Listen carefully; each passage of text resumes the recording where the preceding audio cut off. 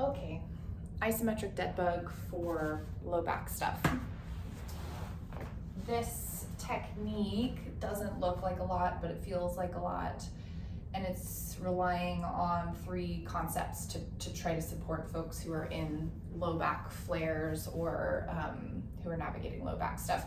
The first concept is the concept that the core, the abdominal wall, and the low back muscles are very much interrelated from a structural standpoint. There are layers of fascia that essentially connect all of these things together, and it's important that we utilize the tools available to us to stimulate and release the low back muscles, and a lot of times that requires us to work with the abdominals. The second concept is the management of intra-abdominal pressure. The low back muscles and the abdominal core work together to create strategies for your body to help deal with the changes and fluctuations in intra-abdominal pressure that come from breathing. And your breathing changes a lot depending on what you're doing. Your breathing changes a lot if you're lifting a heavy thing. Your breathing changes a lot if you're working out. You name it, there can be sudden and unexpected changes to that intra-abdominal pressure, and sometimes we don't have a coordinated response for that, and it can cause pain. And then the third concept is the fact that in the literature, in research, isometric holds and contractions have a proven analgesic effect.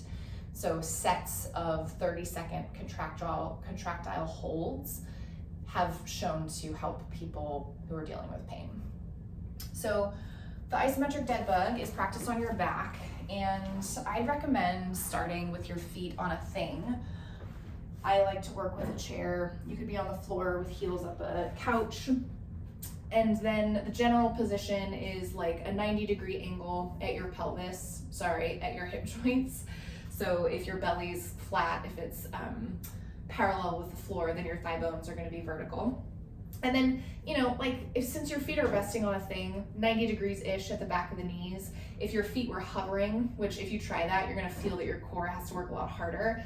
If your feet were hovering, 90 degrees would be something I care about more, but because your feet are supported by the thing, I care less. So I also like to work with, this is just a foam yoga block. You could work with a pillow, like a thick, dense pillow, or if you wanted maybe a little bit more of a challenge, you could work with a dense book as well. But I place this between my thighs and use it just as a thing to organize around in space with my thighs. Otherwise, my thighs and hips like to do all kinds of crazy stuff. I can't remember what my shirt because it's easier to see what I'm going to talk about next. So once you've got your basic shape, you're going to bring your awareness to the front of your abdomen. And we're going to use our hands to find some bony landmarks. So the first bony landmarks are these 2 bones at the front of your pelvis. You've got one on each side. They're sort of like, some people call them your hip bones, but they're really a bony protrusion that shoots up. Since we're lying down, they're shooting up. If you were standing up, they'd shoot forward, called your ASISs, anterior superior iliac spines. And those are bony protrusions at the front of your pelvis. So that's the first place that you need to feel. The second place that I want you to feel is the front of your rib cage. Your ribs, they sort of flare out as they come down. So just pick a place at the front of the rib cage that's kind of north above the bony points of your pelvis, and then place your thumbs at the front of your ribs and your finger pads of whatever finger at the front of your bony landmarks on your pelvis. So we're using hands to bring our awareness, feel our brain landing in this place. And then I want you to take 3 slow, steady, but big breaths and feel how these 2 places in your body move relative to each other, the low ribs versus the front of the pelvis. I'll give you a hint. As you inhale and your belly expands to make space for the intra-abdominal pressure change, these points move away from each other. There's an expansion that happens, a lengthening between the front ribs and the front of your pelvis. As you exhale, the opposite happens.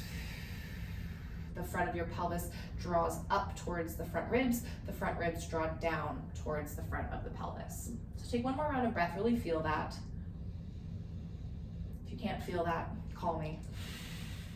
And then the next time that you exhale, really exaggerate the feeling of your front low ribs drawing down towards the front of your pelvis, and then exaggerate the front of your pelvis drawing up towards your front low ribs. This is the shape that we're gonna hold through our isometric dead bugs. And it's the most important landmark point that I can give you, because if we're not in this exhaling position, then we're gonna have a really hard time fully engaging the circumference of our core. So find the exhale position again. You can release it and come back into it if you need to, but we're gonna hold this position even as we continue to breathe. It's work. Okay, next step is to add in the arms. So here, your core is organizing in space, but it's not necessarily like organizing around a fixed thing, right? You can release and let it go, and nothing really changes. There's no additional feedback. So come back into that position, ribs draw down towards the front of the pelvis, pelvis draws up towards the front of the ribs. And we're gonna add arms by placing hands at the fronts of the thighs. I don't care if your elbows are straight or if they're fully extended. Everybody's got a different length of arm that they're working with. But the contact between your hand and your legs is now giving something for this core canister to organize around.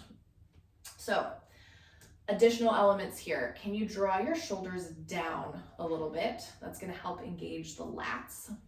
And then as you draw your shoulders down, can you invite an increase in the pressure between your hands and your thighs? And in doing so, can you draw the front of your pelvis towards your front ribs anymore? I forgot to say that exhale action of the front of the pelvis and front ribs drawing towards each other is almost like a little curl through the low back, little cat back. So you're sort of tucking your tail up, but it's all happening from your core.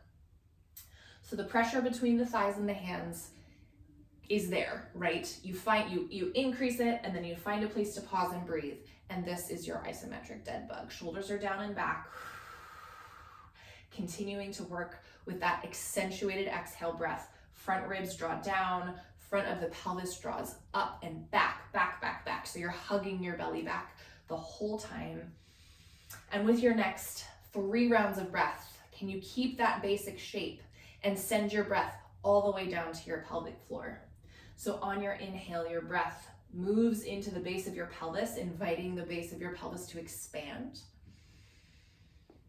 And then on your exhale, you release that, and maybe imagine drawing your pelvic floor up into your belly towards the front of your low ribs. Oh my gosh, it's hard. So you're gonna hold this for 5-ish rounds of breath and then release. 5-ish rounds of breath, I'm guessing, is about 30 seconds. So that's 1 round. If you're in an acute flare-up, that's where I would start. And if you find that you can do some of these things, but not all of them, then temper to what you can do without aggravating your symptoms. My hope is that because there's not a lot of movement in the low back, that you're not gonna put your body in a position where it feels like it's in danger of hurting itself.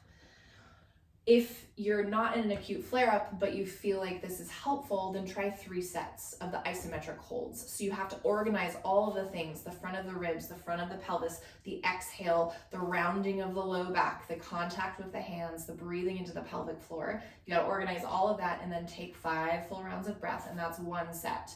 And you can do 3 sets if you're not in an acute flare-up. That's really good neuromuscular coordination. And then if you want to progress it further, if you're like, okay, I've got the hang of these, this feels easy, the next level up from a rehab perspective would be to float your feet off of the thing that they're resting upon. For me, as soon as I do that, my front ribs want to reach up towards the ceiling. So you have to organize all of that stuff again, finding the exhale, and then over your feet, and then close the chain. Okay, that's a lot of explanation, but a challenging thing to try on your own without somebody watching you. So hopefully that's helpful. Bye.